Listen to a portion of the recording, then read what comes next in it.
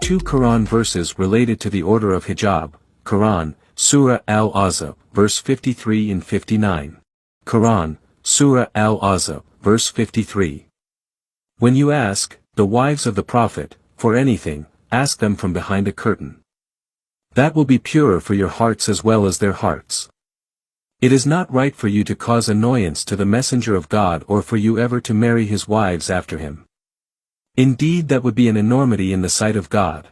Quran, Surah Al-Ahzab, verse 59.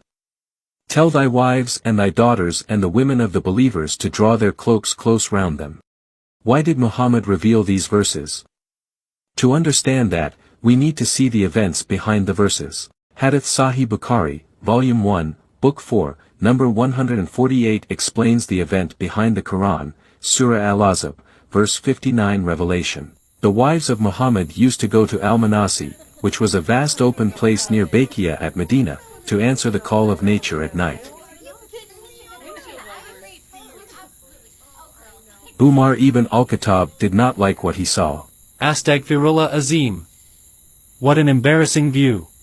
He decided to complain about this to Muhammad. O Rasul Allah, let your wives be veiled so nobody could see their bodies when they are defecating.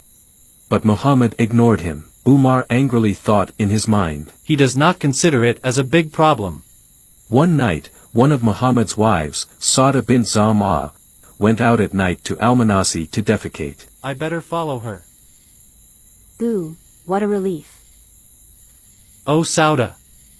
By Allah, you cannot hide yourself from us, so think of a way by which you should not be recognized on going out. Umar. What are you doing here? Are you watching me? Astaghfirullah. What's wrong with you? How disgusting. Sauda was embarrassed and left the place quickly. Sauda met Muhammad in Aisha's house. O Rasulullah.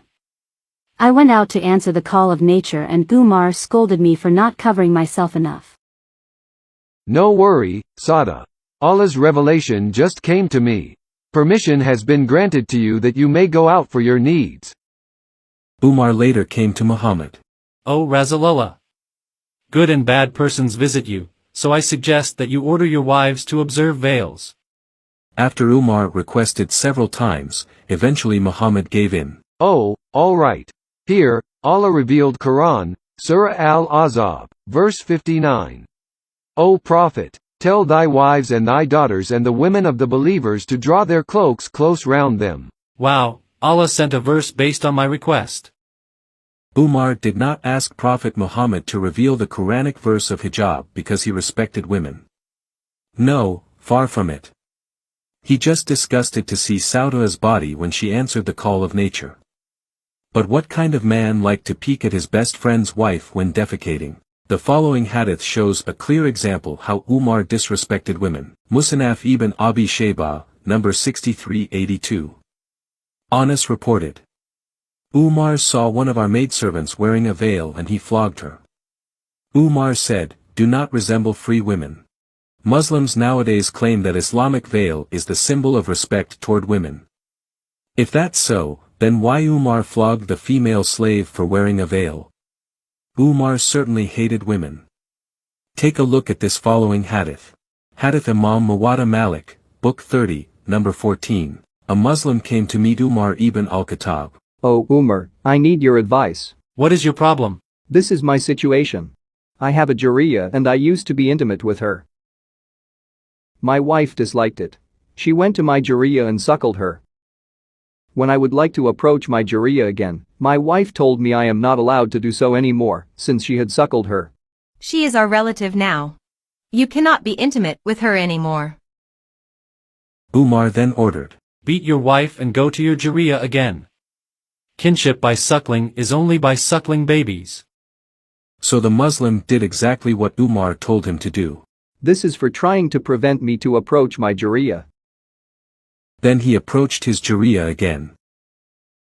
Umar was a violent man who did not hesitate to enslave, beat, flog, betray women, even advised other Muslims to do the same thing. Muhammad also supported Umar's violent tendency toward women by saying, a man will not be asked as to why he beat his wife. Muhammad and Umar were just two of a kind, a kind of men who used violence to control women around them.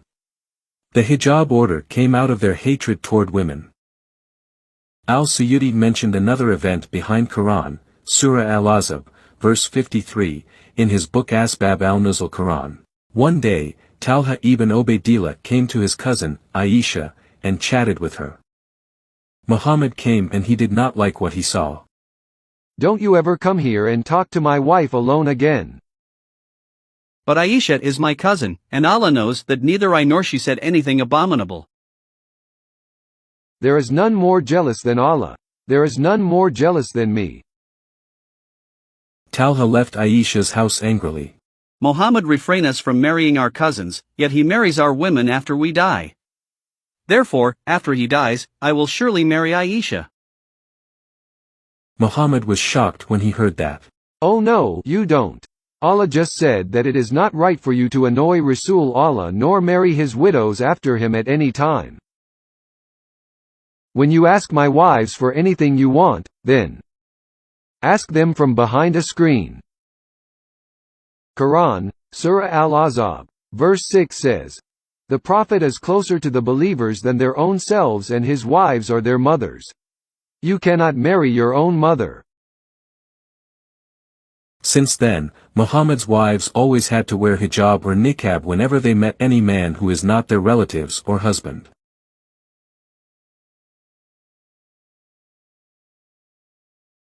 Tafsir Quran Tabari in Ibn Kathir, Surah Al-Ahzab, verse 59, mention another story behind the hijab order.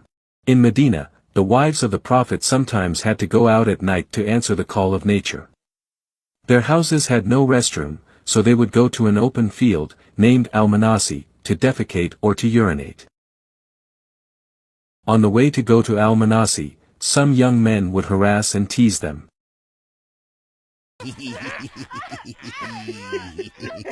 When they reported that harassment to the Prophet, he did not to do anything toward the rowdy young men. Instead, he ordered his wives to wear hijab that covered all parts of their bodies, including the eyes. Oh, Allah just sent an order for you all. Quran, Surah Al-Ahzab, verse 59. O Prophet, ask your wives, daughters, and believing women to draw their cloaks over their bodies. In this way, it is more likely they will be recognized as virtuous and not be harassed. And Allah is all-forgiving, most merciful.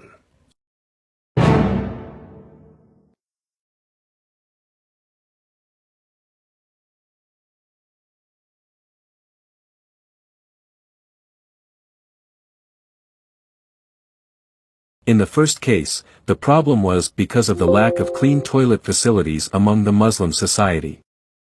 Prophet Muhammad did not do anything to improve the sanitary facilities for them. The intention of hijab was to cover up the wives while still doing their business to answer the call of nature in a very primitive way.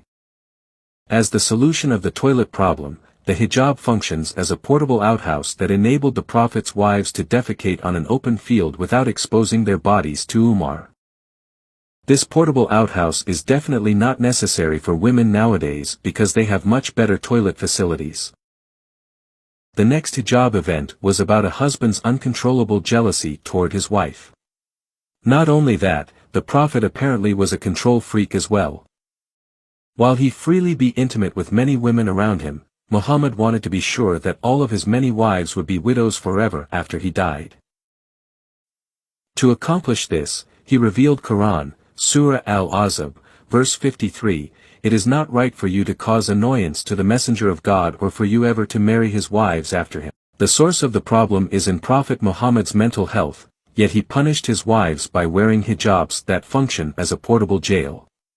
He even told them to just stay at home in Quran, Surah Al-Ahzab, verse 33.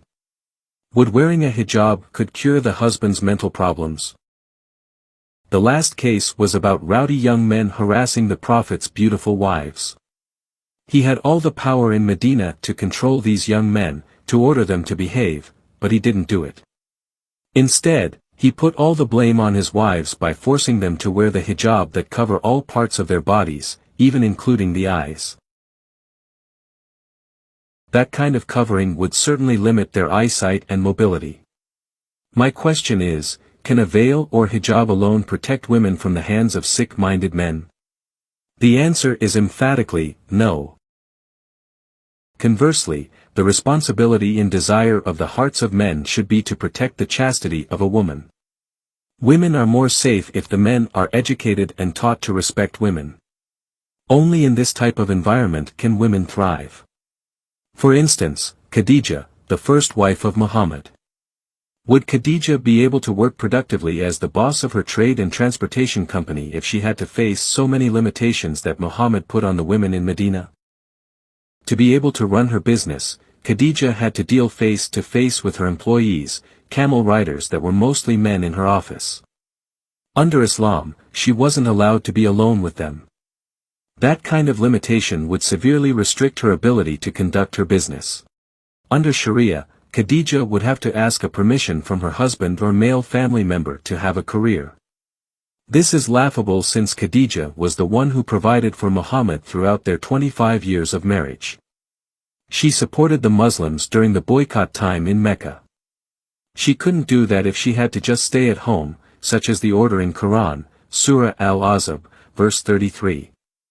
She thrived and was respected in Mecca because the pagan Meccan community upheld her freedom and rights to pursue what she wanted. Muhammad ignored all of these, and decided to revoke women's freedom with misogynic orders such as Qur'an, Surah Al-Ahzab, verse 53 and 59. Because of this, millions of women in Islamic countries simply don't have freedom of choice. Hijab for them is a forced legal requirement. Those women who prefer not wearing hijab could face deadly consequences. They could have their faces slashed with razors, have acid thrown in their faces, or they could be killed and imprisoned until the Islamic regimes were able to enforce compulsory veiling and establish their rule. In the past, Muhammad went mad, therefore he suppressed women. After his time, Muslim leaders follow Muhammad's madness to the extreme, to the point of killing women in the name of Islam, as in the recent slaying of Mahsa Amini.